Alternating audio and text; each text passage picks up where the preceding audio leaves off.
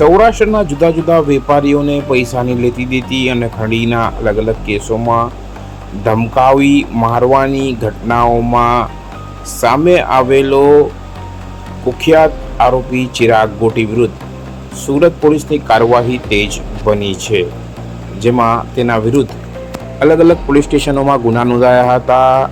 Sarthana police સ્ટેશનમાં ફરિયાદી મુકેશ ગજેરા, જે ટ્રાવેલ્સના માલિક છે, તેમણે ચિરાગ ગોટી વિરુદ્ધ ખંડણીની ફરિયાદ નોંધાવી હતી. ચિરાગે બાયોડીઝલના ધંધાના સંદર્ભમાં મુકેશભાઈ સાથે સંપર્ક કર્યો હતો અને મિત્રતા વધારીને 18.75 લાખ ઉછીના લીધા હતા અને પૈસા પરત માંગતા ચિરાગે બંદૂક બતાવી વધુ પૈસા પડાવ્યા હતા. આરોપી ચિરાગ ગોટી અને તેના ભાઈ નિરાંગ ગોટી અને યુવરાજ જાદવનો પણ સમાવેશ છે. પોલીસે તેમ ધરપકડ કરી 1 દિવસનો રિમાન્ડ મેળવ્યો છે.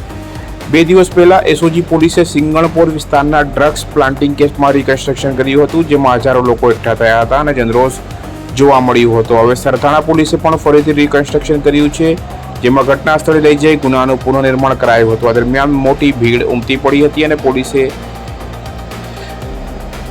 રિકન્સ્ટ્રક્શનની પ્રક્રિયા જેમ તેમ હાથ ધરી હતી. હવે ચિરાગ ગોટી વિરુદ્ધ સિંગણપોર, સરથાણા, ચોક બજાર, કતારગામ સહિત અનેક પોલીસ મથકોમાં ફરિયાદો છે, જેમાં ડ્રગ્સ પ્લાન્ટિંગ, મારામારી, અપહરણ, ખંડણી અને અન્ય આરોપો છે. બાયોડીઝલનો ધંધો કરતો હોવાનું પણ જાણવા મળ્યું છે.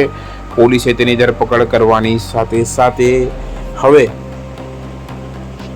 આ કાયદાકીય જે કાર્યવાહી છે તેમાં પણ પ્રોસિજર આગળ વધારી છે.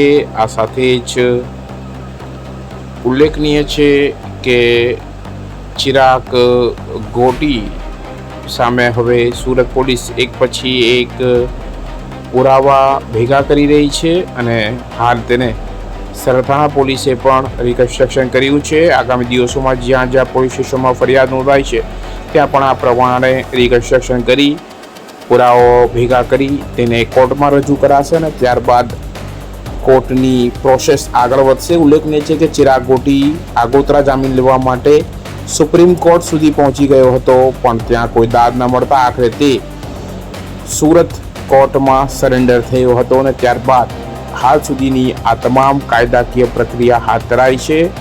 હવે આગામી દિવસોમાં આ તમામ ફરિયાદો અને પુરાવાઓ સાથે જ્યારે પોલીસ કોર્ટમાં જશે ત્યારે આગળની કોર્ટની કાર્યવાહી આગળ વધશે. કેમેરામેન સાબિર અલી સૈયદ સાથે કાદિર શેખ, કર્તવ્ય ગુજરાત ન્યૂઝ, સુરત.